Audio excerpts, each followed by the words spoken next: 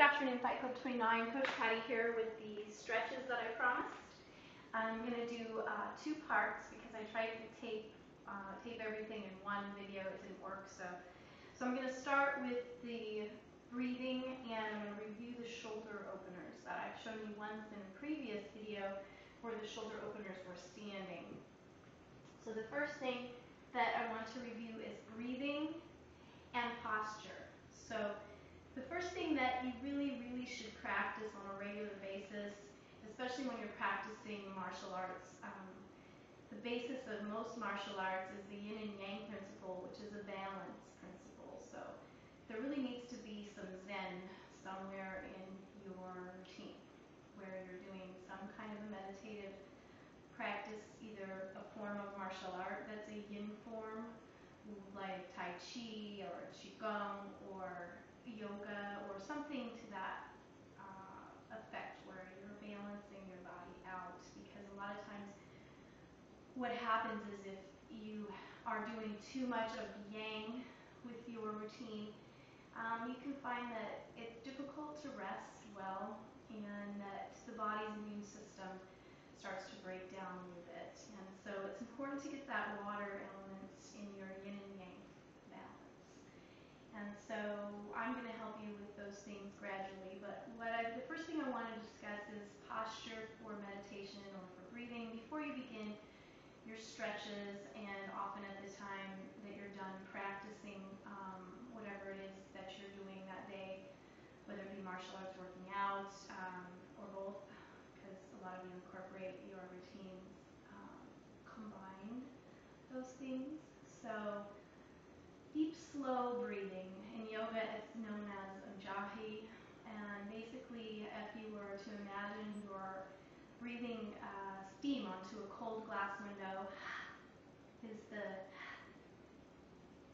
shape that you make at the back of your throat to do Ujjayi breathing. And then you basically want to do this breathing through the nose. So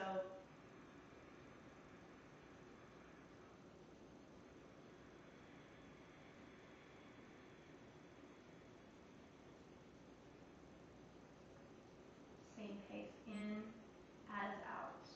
So not short, deep, long breaths in and then, or not a deep, long breath in and a short breath out, but rather a nice, even, slow pace in and out. So the first thing you want to practice is 2 to 3 minutes of just sitting in a peaceful place where you can practice this breathing in a very nice posture where your chin is pulled back, your shoulders are on top of the hips, and this is better done for most people's flexibility to be sitting up on something like pillow, a stacked blanket, a towel, a block. If you can get one of these yoga blocks, they're excellent for that.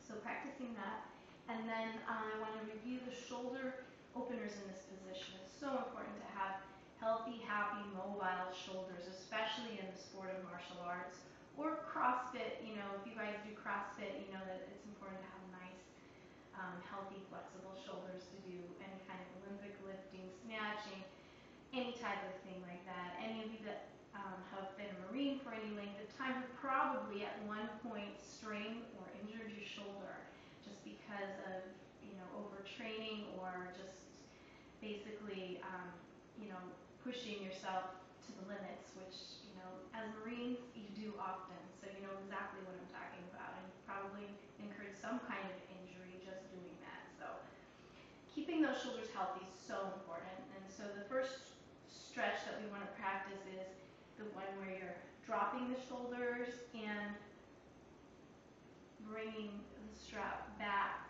okay, but keeping those shoulders down, so pretty important. And then, taking it to one side, keeping the arms straight and the wrists straight, pulling the head back, so the head should not be forward, it should be pulled back, and both sides trying to keep those shoulders down as you do this stretch away from the ears, yes? And then you can also practice this several times where you're bringing your arms through. It's still challenging and still stretching but not straining. And you want that deep, slow breathing to be your gauge throughout the stretches that I show you in. This is going to be part 1, and then I'm going to also take part 2 for the hip openers. But you want that breathing to be your gauge as to whether or not am I pushing past the point that I should with that stretch. Am I activating the stretch reflex? Am I activating those neurons that protect me by contracting the muscle and not allowing me to lengthen it, but rather shortens it? And so you want to use your breathing, your deep, slow breathing as a gauge while you're stretching. And if you're not able to breathe slow and deep, it means that you're pushing beyond the point that you should.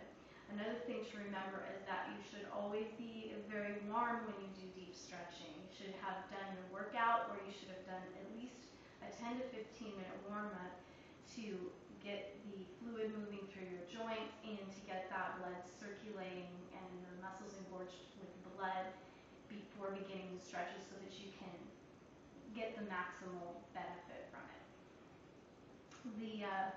The last shoulder opener that I want to show you is behind the back, and some of you can't fold your hands behind your back like so, but those of you that can't, hold on to the strap, but push your fists towards the floor. So from the side it looks like this. So you're taking that strap and just pushing the fists towards the floor in that same posture, and bringing the shoulders back and down. Once again, head is neutral with the spine. Okay? And to begin the hip opener stretch, I'll just show you the child pose, where your toes are together, your knees are apart, and you're just leaning forward, head on the ground. Pull those shoulders again out of the ears, and it's almost like you're flexing your lats there, or like you're doing a push-up, or not a push-up, but a pull-up by flexing your lats and spreading the shoulder blades apart. And then just nice, deep, slow breathing in this position for several breaths. Okay, so the toes are together, knees are apart in this position. And then another way of meditating too is sitting in hero pose, which is this way on your knees. To me, this one just isn't as relaxing because I have a slight meniscus tear in my right knee, and so I prefer to do the cross-legged position. So do what works the best for you and your body. That's really important. So the next series that I'm going to begin for the hip openers, which I'm going to show you in this diagram, the hip opener stretches that we're going to do the active release method. The deep muscles of the hips that you can't even touch with your hands. You can see them in this diagram. Gluteus minimus, piriformis, superior gemellus, inferior gemellus, quadratus femoris, orbitur internus, adductor minimus, and the iliotibial tract. Are all of these muscles deep within the hip that you cannot palpate with your hand. You can't touch it with your finger. But what we're going to do is the methods that I'm going to show you are going to help you to actively release these muscles and kind of fool that stretch reflex into letting go. So part 2 begins next.